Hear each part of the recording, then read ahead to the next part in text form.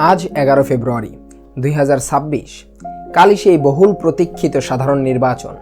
অর্থাৎ এই অন্তর্বর্তী সরকার তাদের মেয়াদের একদম শেষ প্রান্তে দাঁড়িয়ে আছে।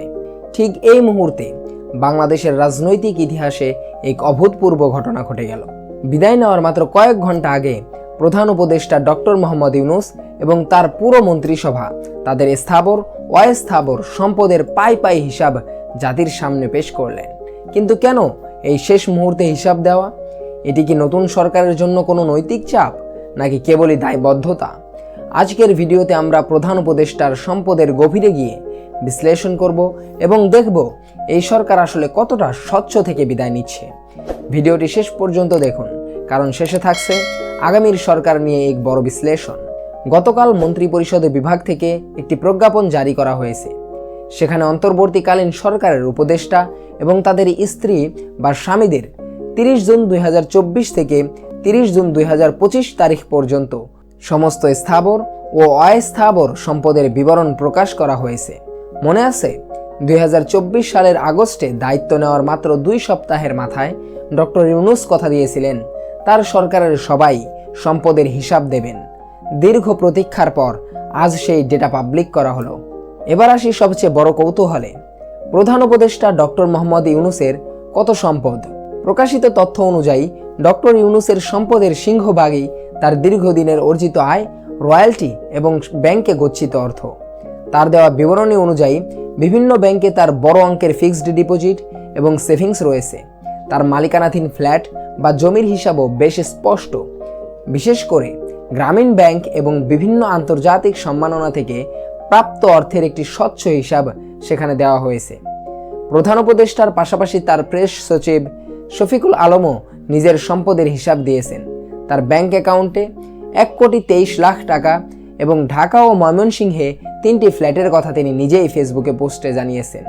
বিস্ময়কর ব্যাপার হলো, গত 15 বছরে আমরা দেখেছি মন্ত্রী এমপিদের সম্পদ কয়েকশো গুণ বেড়েছে, কিন্তু এখানে দেখা যাচ্ছে ডক্টর ইউনূসের সম্পদ মূলত তার দীর্ঘ ক্যারিয়ারের বৈধ আয়েরই প্রতিফলন।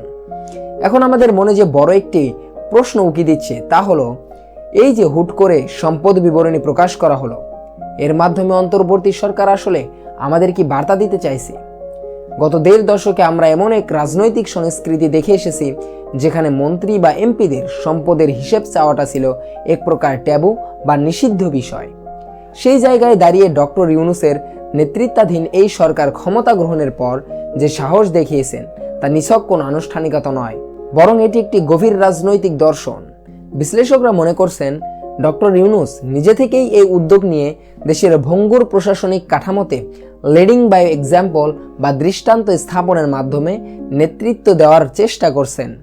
তিনি প্রমাণ করতে চাইছেন যে যারা দেশ সংস্কারের দায়িত্ব নিয়েছেন তাদের নিজেদের হাত আগে পরিষ্কার করতে হবে। এখানে একটি গুরুত্বপূর্ণ বিষয় হলো দুর্নীতির বিরুদ্ধে কঠোর অবস্থান। আমরা জানি অর্থ উপদেষ্টা ডক্টর সালেহউদ্দিন আহমেদ সম্প্রতি পাচার হওয়া অর্থ ফেরত আনার বিষয়ে বেশ কিছু চাঞ্চল্যকর তথ্য দিয়েছেন।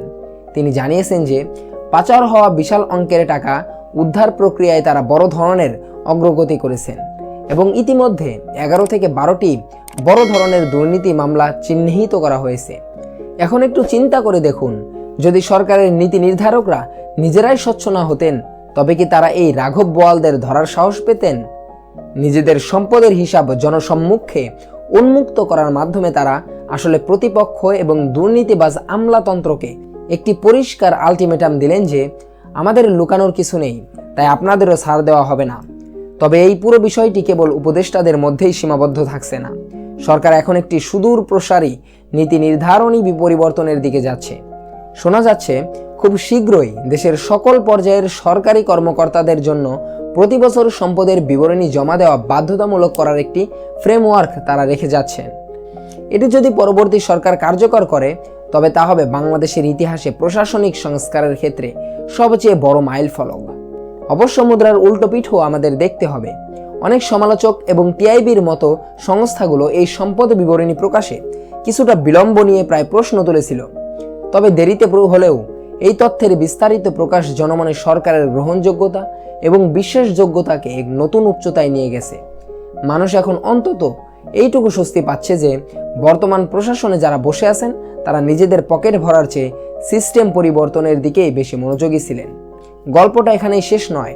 কালকের নির্বাচনের পরেই এই অন্তর্বর্তী সরকার বিদায় নেবে এবং ক্ষমতায় আসবে একটি নতুন রাজনৈতিক সরকার। ডক্টর ইউনূসের সরকার এই যে স্বচ্ছতার মাপকাঠি তৈরি করে দিয়ে গেলেন, নতুন সরকার কি তা মেনে চলবে? প্রশ্নটা এখানেই। ডক্টর ইউনূস বিদায় বেলায় নিজের হিসাব দিয়ে আসলে পরবর্তী মন্ত্রীদের জন্য একটি বিশাল চ্যালেঞ্জ ছুড়ে দিলেন। এখন থেকে জনগণ প্রতিটা নেতার কাছে এই একই স্বচ্ছতা দাবি করবে। যদি আগামী দিনে কোনো মন্ত্রী বা এমপি তাদের সম্পদের হিসাব দিতে গড়িমসি করেন, তবে তারা জনগণের সরাসরি প্রশ্নের মুখে পড়বেন। অন্তর্বর্তী সরকার গত কয়েক মাসে শুধু নির্বাচন করাই নয়, বরং দুর্নীতির বিরুদ্ধে যে নৈতিক ভিত্তি তৈরি করেছে সেটি রক্ষা করা নতুন সরকারের জন্য হবে লিটমাস টেস্ট। তারা কি ডক্টর ইউনূসের তৈরি করা এই স্বচ্ছতার পথ ধরে হাঁটবেন, নাকি আবার পুরনো সেই অন্ধকার বৃত্তে ফিরে যাবেন? জনগণের চোখ এখন ব্যালট বক্সের পাশাপাশি সেই সব হলফনামার দিকেও থাকবে। একটি সরকারের সততা কেবল কথায় নয়, কাগজে কলমেও থাকা উচিত। অন্তর্বর্তী সরকার তাদের সেই শেষ স্বাক্ষরটি রেখে যাচ্ছে। আপনার কি মনে হয় কালকের পর যে নতুন সরকার আসবে তারা কি পারবে ডক্টর ইউনূসের মতো এমন সাহস দেখাতে? আপনার মূল্যবান মতামত নিচে কমেন্ট করে জানান। দেশ বিদেশের এমন নিরপেক্ষ নিউজ অ্যানালাইসিস পেতে ফ্রন্ট ডেস্ক টিভি সাবস্ক্রাইব করে আমাদের সাথেই থাকুন। দেখা হবে কালকের নির্বাচনের বিশেষ আপডেট নিয়ে। ততক্ষণ পর্যন্ত ভালো থাকুন, সুস্থ থাকুন। আল্লাহ হাফেজ।